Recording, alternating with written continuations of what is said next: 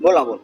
राऊत साहेब, जे कल येत आहेत त्यानुसार महाविकास आघाडीला दारुण पराभवाला महाविकास आघाडीला दारुण पराभव हा शब्द मी अजूनही मानायला तयार नाही.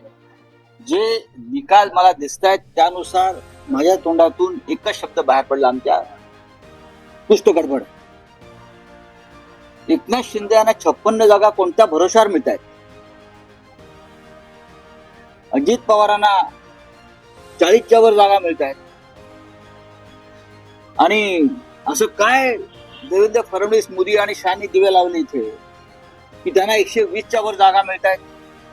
महाराष्ट्रातलं वातावरण आणि महाराष्ट्रातला कल ज्या पद्धतीने होता, आम्ही फिरलोय, आम्ही ग्राउंडला होतो, जमिनीवर होतो. हा निकाल लोकशाहीचा कौल मानण्याची जी प्रथा परंपरा यापूर्वी आम्ही पाळलेली आहे की लोकशाहीचा हा कौल आहे, आम्ही मानतो. पण हा कौल कसा मानावा हा या राज्याच्या जनतेलाही प्रश्न पडला असेल. शरद पवार साहेबांनी या महाराष्ट्रात तुफान उभं केलं होतं, बरं का? तुम्ही त्याला 10 जागाही द्यायला तयार नाही. असं शक्य आहे का या महाराष्ट्रामध्ये? ही काय गडबड आहे हे आता सगळ्यांना कळेल. पण आम्ही हा निकाल जरी आला असला, हा निकाल जनतेचा कौल आहे असं मानायला आम्ही तयार नाही. जनतेचा कौल हा नव्हता. 100% मी सांगतो, जय पराजय हे होत असतात निवडणुकीमध्ये. जय पराजय, हार जीत लोकशाहीमध्ये हे होत असतं आणि त्याच्याविषयी आम्हाला काही म्हणायचं नाही. पण जे निकाल लावून घेतलेले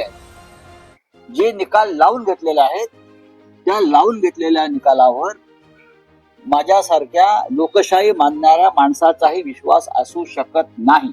राऊत साहेब, पण जे निकाल आहेत पूर्णपणे दिसतंय की लाडकी बहीण या योजना, मला असं वाटत नाही. कारण याआधी म्हटलं जातं महाराष्ट्रामध्ये लाडके भाऊ, लाडके आजोबा, लाडके काका, लाडके मामा, लाडके दादा नाही आहेत का? आहेत ना. मी परत सांगतो की काहीतरी गडबड आहे आणि मोठी गडबड आहे. महाराष्ट्रावर अडाणीचं बारीक लक्ष होतं.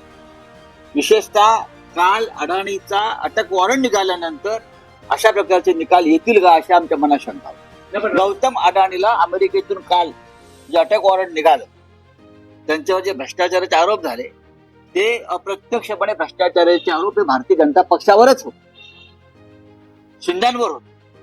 कारण या निवडणुकीमध्ये सगळ्यात जास्त पैशाचा वापर आणि ताकद ही अडाणींनी लावली.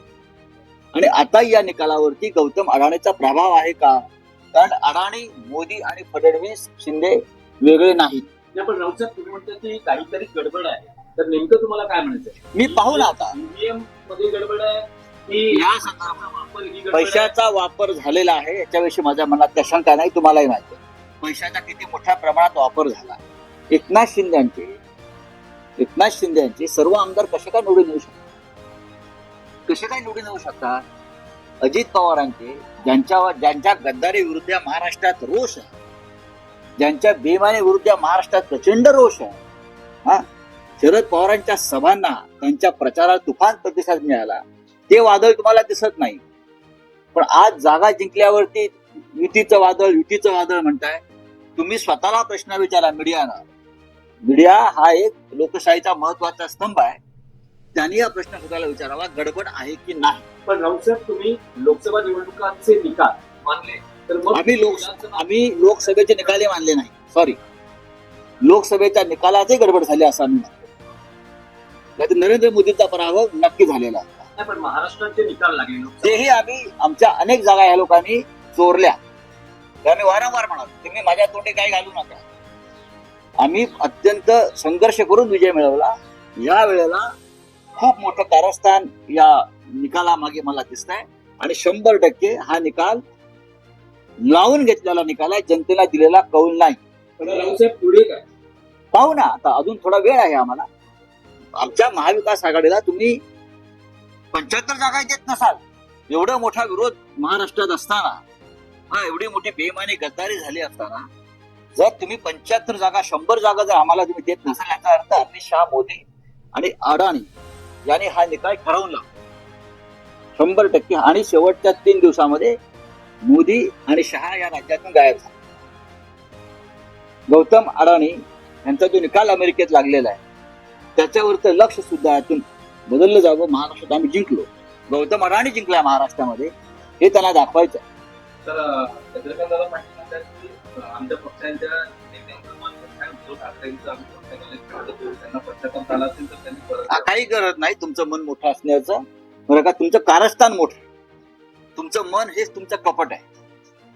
नाही, पण राऊत साहेब हे जे निकाल आहेत असं दिसतं आहे की महाविकास आघाडीला किमान विरोधी पक्ष तिथे पद तरी हे विधानसभेत मिळेल. जसं काँग्रेसच्या बाबतीमध्ये लोकसभेत 2 वेळेला घडवलं ठरवून, त्याच पद्धतीनं या महाराष्ट्राच्या विधानसभेमध्ये हा निकाल लावून घेतलेला आहे.